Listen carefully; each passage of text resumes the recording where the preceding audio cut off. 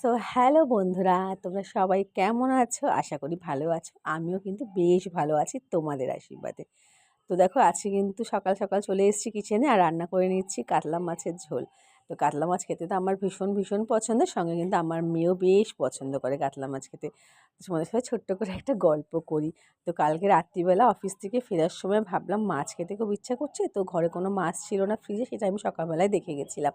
তো বাজারে গেছি, একটু ভাবলাম কাতলা মাছ কিনবো। তো কাতলা মাছ কিনতে কি জানো কী হয়েছে আমার সাথে? কাতলা মাছ তো কিনে নিয়েছি প্রায় 1 কিলোর মতন। আবার মাছের তেল দেখেছি, সেটা দেখে তো আমি একদম লোভ সামলাতে না পেরে মাছের তেলও কিনে নিলাম। আবার তারপরে দেখছি পাশে না ইলিশ মাছ ছিল, খুব বেশ বড় ছিল না, তবুও ইলিশ মাছগুলো দেখে ভালোই লাগছিল। তো আমি কী করলাম, দুটো ইলিশ মাছ কিনে নিলাম। দুটো ইলিশ মাছের ওয়েট হয়েছিল প্রায় ধরো ওই 700 750-র মতন। তো ছোটো ছোটো মাছই ছিল, কিন্তু খেতে কিন্তু বেশ টেস্ট, জানো তো আমার ছোটো ছোটো ইলিশ মাছগুলো। আবার তারপরে আবার দেখলাম বড় বড় ট্যাংরা মাছও আছে, তো সেগুলোও নিয়ে নিচ্ছি। তো সব কিছু নিয়ে আমার তো পুরো হাত ভরে গেছে। অফিস থেকে ফিরছি তখন বাজে প্রায় রাত 9:30।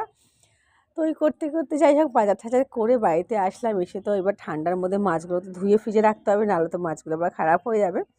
তো রাত্রিবেলায় কিন্তু মাছগুলো ধুয়ে ফ্রিজে রেখে দিয়েছি, সকালবেলা কাতলা মাছটা বের করেছি, জানো তো। ও আচ্ছা, তোমাদেরকে বলি, রাত্রিবেলায় কিন্তু কাতলা মাছের তেলটা না রান্না করে খেয়ে নিচ্ছি, কেন তেলটা আমার দেখে এত পছন্দ হচ্ছিলো।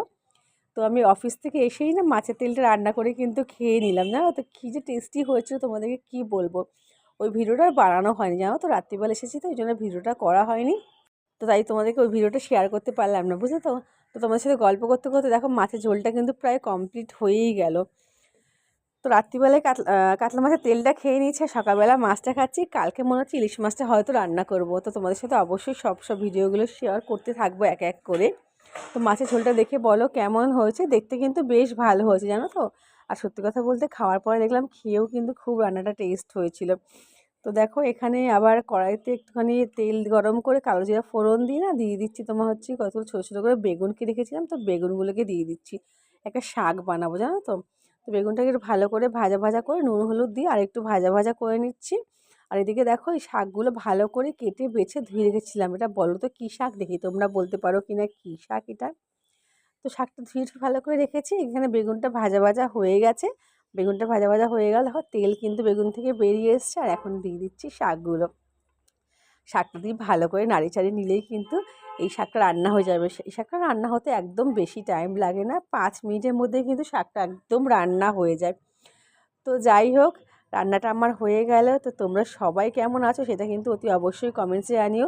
আর আমার এই মেনুগুলো তোমাদের কেমন লাগলো সেটাও কিন্তু জানিও।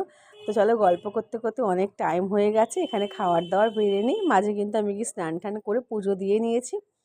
তো এখানে খাওয়ার দাওয়ার বেড়ে নিচ্ছি, খাওয়ার দাওয়ার বেড়ে নিয়ে তো চলো খেতে বসে পড়বো।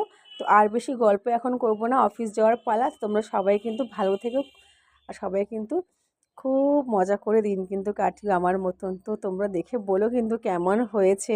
টাটা বাই বাই, আজকের মতন এখানেই শেষ করছি। তোমাদের সাথে দেখা হচ্ছে আবার নেক্সট ভিডিওতে। তো তোমরা সবাই কিন্তু অনেক অনেক অনেক ভালো থেকো। Tata bye bye.